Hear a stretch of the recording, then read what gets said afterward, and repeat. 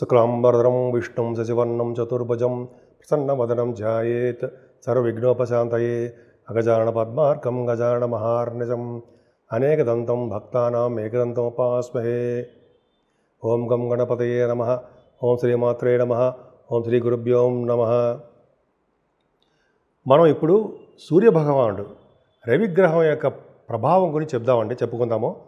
అంటే సూర్యభగవానుడు అంటే రవి మేషరాశిలో ఉచ్చస్థితిలో అగ్నితత్వ రాశిలో మిత్రక్షేత్రంలో ఉండడం వలన 12 రాశుల వాళ్ళకి ఫలితాలు ఎలా ఉంటాయి అంటే రవి సూర్యభగవానుడు ఈ నెల అంటే ఏప్రిల్ 14వ తారీఖు నుంచి సుమారుగా మే 14వ తారీఖు వరకు నెలల పాటు మేషరాశిలో ఉంటాడండి. ఆ రాశిలో ఉండడం వలన గ్రహాల యొక్క ప్రభావం ఎలా ఉంటుంది, మేషరాశి నుంచి మీనరాశి వరకు ఆ రాశి యొక్క రవి యొక్క ప్రభావం ఎలా ఉంటుంది, గ్రహాలు కదండి రవి యొక్క ప్రభావం ఎలా ఉంటుందో ఇప్పుడు మనం తెలుసుకుందామండి. దానికంటే ముందర ఏంటంటే మీరు మీ జాతకాలు తెలుసుకోవాలనుకుంటే మా ఆది ఆస్ట్రాలజీని సంప్రదించండి. మీ date of birth, time of birth, place of birth ఇవన్నీ ఉంటే చాలా మంచి ఫలితాలు వస్తాయండి. మా ఆది ఆస్ట్రాలజీ నుంచి కూడా మంచి మంచి ముహూర్తాలు పెట్టడము, అలాగే కంప్లీట్ స్టడీ ఆఫ్ హారోస్కోప్ మొత్తం హారోస్కోప్ స్టడీ చేయడము. మీ దగ్గర నుంచి ఫోన్లు వస్తే నేనే రిసీవ్ చేసుకుంటానండి, నేనే మాట్లాడుతూ ఉంటాను. కొన్ని సందర్భాలు ఇక్కడ షూటింగ్స్ ఉంటే మీరు మెసేజ్ పెట్టేస్తూ ఉండండి వాట్సాప్లో, అలాగా నేను చేస్తూ ఉంటాను. అలాగే ముహూర్తాలు పెట్టడము, అంతేకాకుండా మనం గొడుగు ముహూర్తాలని, పెళ్లి ముహూర్తాలని రకరకాల మంచి మంచి ముహూర్తాలు ఉంటాయి కదండి, అవన్నీ నేను పెడుతుంటాను. వివాహాది వేడుకలు కూడా ముహూర్తాలు పెడుతూ ఉంటాను నేను. ఈ ఆల్రెడీ స్టార్ట్ అయింది, అలా చేస్తూ ఉంటాము.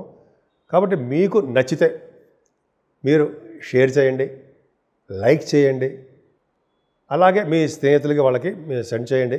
అంతే చేసి బెల్ ఐకాన్ ప్రెస్ చేయడం మాత్రం మర్చిపోకండి. ఇలా మీరు చేయడం వల్ల మరింత చాలామంది కూడా నేను చెప్పే ఫలితాలు తెలుస్తాయి, వాళ్ళకి కూడా తెలుసుకోవడానికి అవకాశం ఉంటుంది. కాబట్టి మీకు నేను చెప్పినవి నా వీడియోస్ నచ్చితే తప్పకుండా లైక్ చేయండి, షేర్ చేయండి. మకర రాశి అండి, మకర రాశి వారికి సూర్యభగవాను గురించి చెప్పుకుందాం. రవి గురించి మీకు 8వ ఇంటి వాడు అయిపోయి 4th భావంలో ఉన్నాడండి. అసలు 4th భావంలో రవి ఉండడం వల్ల ఏమవుతుంది అంటే మనఃపీడ, మనస్సు పీడగా ఉంటుందట. కొద్దిగా అకారణంగా జన విరోధ, బంధుద్వేషి, అలాగే జన్మభూమి పరిత్యాగ, ఇన్ని చెప్పారు చూడండి శాస్త్రంలో. అంటే ఏంటి, చతుర్థంలో రవి ఉంటే కొద్దిగా ఇబ్బంది కలుగుతుందండి, మనఃక్లేశములు. అంటే మనం ఏ పని చేసినా అక్కడ సాటిస్ఫాక్షన్ ఉండకుండా ఉంటుంది, సాటిస్ఫాక్షన్ ఉండదు. మనసు ఏదో పరిపరి విధాలుగా బాధపడుతూ ఉంటుంది. కారణం లేకుండా జనాలతో విరోధం తెచ్చుకుంటూ ఉంటారు. మీరు ఏ కారణం ఉండదు, ప్రతి వాడితో పోట్లాడేసేయడం, మనకి ఇష్టం వచ్చినట్టు మాట్లాడేయడం ఉంటుంది. నేను మిమ్మల్ని ఏదో ఇది చేస్తున్నాడు కాదండి. బంధుద్వేషి, బంధువులు అంటే విరోధము. కారణం లేకుండా జనాలతో ఎలా తగాదాలు పెట్టుకుంటామో బంధువులతో కూడా మనం ద్వేషంగా ఉంటాం. అంటే అంతేకాకుండా పుట్టిన ఊరికి అంటే పుట్టిన ప్రదేశాన్ని నుంచి విడిచివాడు అంటే దూరంగా ఉంటారు. మీరు పుట్టిన ఊరి నుండి దూరంగా వెళ్ళిపోతారు అని శాస్త్రం చెప్తుంది. మీరు పుట్టినప్పుడు మీ జాతకాల్లో 4th భావంలో కనుక రవి ఉంటే మీరు ఆ ప్రదేశంలో ఇంకా ఉండరు, విదేశాలు అంటే బయట ఊళ్ళకి వచ్చేస్తారు. చదువు రీత్యా, మీ నాన్నగారి ట్రాన్స్ఫర్ రీత్యా ఏమో ఉంటాయి కదండి, బయటకు వచ్చేయడానికి అవకాశం ఉంది. 4th భావంలో రవి ఉండడం వలన ధనము, అధికారము, సుఖము, గౌరవము బ్రహ్మాండంగా దక్కుతాయిట. సరే, 4థంలో రవి ఉంటే మనం తీసిపడే అంటే అదో విధంగా అనుకుంటాం, కానీ ధనాన్ని ఇస్తాట, ఆయన సుఖాన్ని ఇస్తాట, గౌరవాన్ని ఇస్తాట, అధికార బాధ్యతలు కూడా ఇస్తాటండోయ్. కొన్ని సందర్భాలు ఏంటంటే బంధువులతో కలహాలు వచ్చేట్టుగా ఉంటుంది అని మనం ఇందాక చెప్పినట్టుగా అనుకుంటాము. పరదేశ సంచారం, విదేశాలకే వెళ్ళడానికి, మనశ్శాంతి తక్కువగా ఉండడానికి అవకాశాలు ఉంటాయి. అందుకనండి 4th భావంలో రవి ఉండడం వల్ల కూడా తల్లిగారికి అంత అద్భుతంగా ఉండకపోవడము, అలాగే మీ చదువుల పట్ల అశ్రద్ధ చూపించడము, అలాగే రైతులకి అంత అద్భుతంగా పంటలో సక్సెస్ కాలేకపోవడము, సకాలంలో డబ్బులు లేకపోవడము జరుగుతుంది. కానీ మీకు కొంతమంది ఉన్నారండి వాయించేవాళ్ళు, సంగీత ప్రియులు, వాళ్ళకి సక్సెస్ని ఇస్తాడండి భగవంతుడు, వాళ్ళు బాగుంటుంది.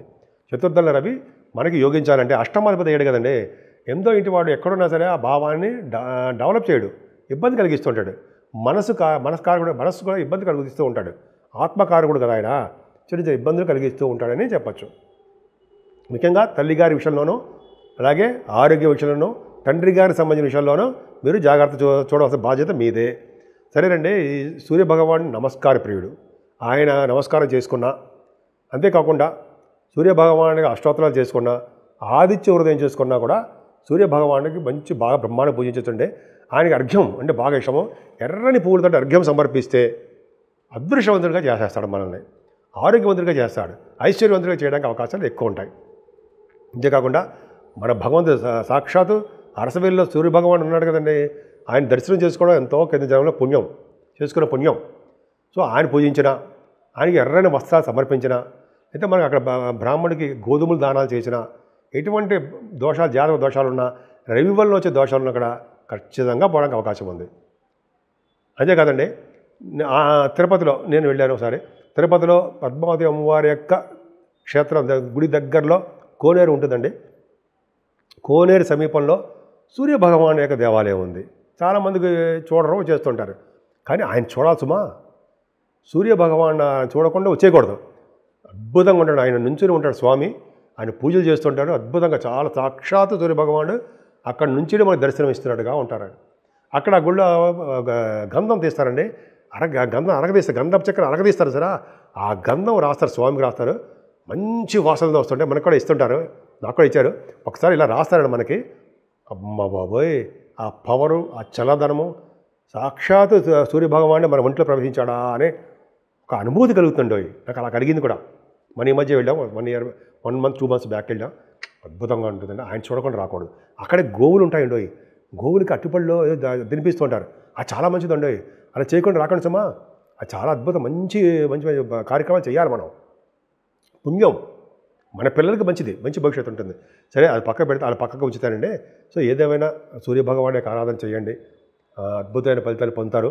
ఇంకా చెప్పాలంటే సూర్యభగవానికి మనకి సంవత్సరం అంతా మనకి వైశాఖ మాసం వచ్చింది కాబట్టి మనకి జలదానము, మంచి వేదశాస్త్ర పండితుడికి జలం అంటే బాగా చిన్న కుండలో జలం నిండా అంటే నీళ్ళు నిండా నింపడం, చలివేంద్రాలు ఇందానికి ఉత్తరాడు చలివేంద్రాలు పెట్టడము, నీళ్ళు అనమాట జలదానం చేయడము, అలాగే రవి ప్రభావం వల్ల గోధుమలు దానం చేయడము, అన్నం దానం చేయడము, అన్నదానం, వస్త్రదానాలు, అన్నదానము, వస్త్రదానము, నీళ్ళ దానము, మజ్జిగ. నేను మజ్జిగ కూడా ఇచ్చానండి చాలామందికి. మజ్జిగ దానం చేయడం వల్ల మంచి ఫలితాలు ఉంటాయండి. ఒకసారి మనం కూడా చెప్పుకుందాం, ఏ దానం ఏ ఇస్తే ఏ ఫలితాలు ఉంటాయో మనం చెప్పుకుందాం. ఇవన్నీ చేయడం వల్ల వైశాఖ మాసం విష్ణుమూర్తికి ఇష్టం ఉంటా. వైశాఖ మాసం అద్భుతంగా ఉంటుందండి. మనం చెప్పుకుందాం, దాని గురించి ప్రిపేర్ అవుతాను, బ్రహ్మాండం చెప్పుకుందాం. సో ఈ విధంగా మకర రాశి వారికి అద్భుతమైన ఫలితాలు ఉండి తీరతాయి. 12 రాశుల వారికి చెప్పుకోదగ్గ రెమెడీస్ ఉంటాయి కదండి. ఏం చేస్తే బాగుంటుంది మనం?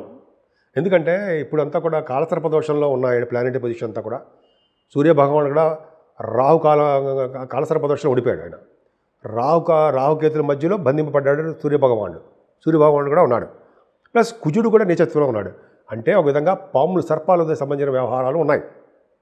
అంటే ఏంటి? రాహుకేతుల మధ్యలో ప్లానెట్స్ ఉండడము, కుజుడు కూడా నీచత్వం పొందడం వలన సర్పదోషం ఏర్పడిపోయింది. దానివల్ల ప్రజల్లో ఆందోళనలు, ప్రజల్లో దేశాల మధ్య, ప్రజల మధ్య, రాజకీయాల మధ్య చిన్న చిన్న విభేదాలు, చిన్న చిన్న గొడవలు, చిన్న చిన్న ఏమైనా వస్తాయి.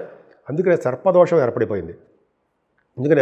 అందుకనే చాలామంది ఎవరైనా అవకాశం ఉంటే శ్రీకాళహస్తి వెళ్ళండి. కాళహస్తిలో సూర్యభగవాన్ కాదండి, సో కాళహస్తిలో రాహుకేతులు పూజ చేయించుకోండి. అలాగే నాగప్రతిష్ఠ కొంతమంది చేసుకుంటే మంచిది. చాలామంది కూడా నాగప్రతిష్ఠ చేసుకుంటూ ఉంటారు. శని వల్ల రాహుకేతులలో వచ్చే సర్పదోషం పరిహారం అయిపోతూ ఉంటుంది. అంతేకాదండి, 12 రాశుల వాళ్ళకి ఇప్పుడు అంతా మన సూర్యభగవాన్ గురించి చెప్పుకుంటాం కాబట్టి 12 రాశుల వాళ్ళు కూడా చేయదగ్గ సూచన ఏంటంటే సూర్యభగవాన్ని ఆరాధించడమే. పొద్దున తెల్లవారుజామున లేవడము, స్నానం అయిపోయిన తర్వాత సూర్యభగవానికి అర్ఘ్యం ఇవ్వడం చాలా ఇష్టం. అర్ఘ్యం అంటే ఏంటి? దోశల నిండా నీళ్లు తీసుకుని ఎర్రని పుష్పాలతోటి సూర్యభగవాన్ని ఇవ్వడం.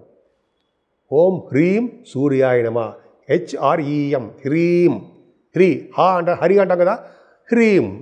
ఓం హ్రీం సూర్యాయ నమః, ఓం హ్రీం సూర్యాయ నమః అని 11 సార్లు మనకి చేసిన, అలాగే ఆదిత్య వ్రతం చేసుకుంటూ, లేకపోతే 11 నామాలు సూర్యభగవానికి ఉన్నాయండి. ఓం ఆదిత్యాయ నమః, ఓం సవిత్రే నమః, ఓం ఖగాయ నమః, ఓం పూష్ణే నమః మీకు తెలుసు కదా. అవి ఆ మంత్రాలు ఆ నామాలతోటి అర్ఘ్యం సమర్పించడం వలన,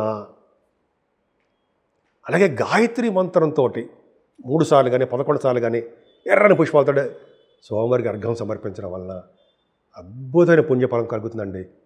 చాలా అద్భుతంగా ఉంటుంది. అంటే ఆ సంవత్సరం మొత్తం కూడా మనకి ఇటువంటి దోషాలు లేకుండా సూర్యభగవానుడు కాపాడుతాడు. అనారోగ్య సమస్యల నుంచి సూర్యభగవానుడు కాపాడుతాడు. కోర్టు కేసుల నుంచి కూడా సూర్యభగవానుడు మనకి అంటే మంచి ఫలితాలు ఇవ్వడానికి అవకాశం ఎక్కువ ఉంది. అంతేకాదండి, ఇదంతా కూడా వైశాఖ మాసం కూడా వచ్చేసింది కాబట్టి ఇప్పుడు మనం ఏప్రిల్ 30 తారీఖున మనకి సింహాచల నరసింహస్వామి యొక్క ప్రభావం ఉంటుంది కాబట్టి ఈ 12 రాసుల వారు కూడా మన నరసింహస్వామిని కొడుద్దామండి. ఆయనకి పానకం వడపప్పు నైవేద్యం పెడదాం. చాలా అద్భుతంగా ఉంటుంది. ఎందుకంటే గ్రహాలన్నీ కూడా కలసర దోషంలో ఉండడము, కుజ ప్రభావం ఉండడం, రుజుడుగా రీచల్లో ఉండడం, ఆ దోషాలన్నీ పరిహారం చేసేస్తాడు స్వామి. అదొకటి. సూర్యభగవాన్ యొక్క ఆరాధన కూడా చేసుకోవాలండి మనం.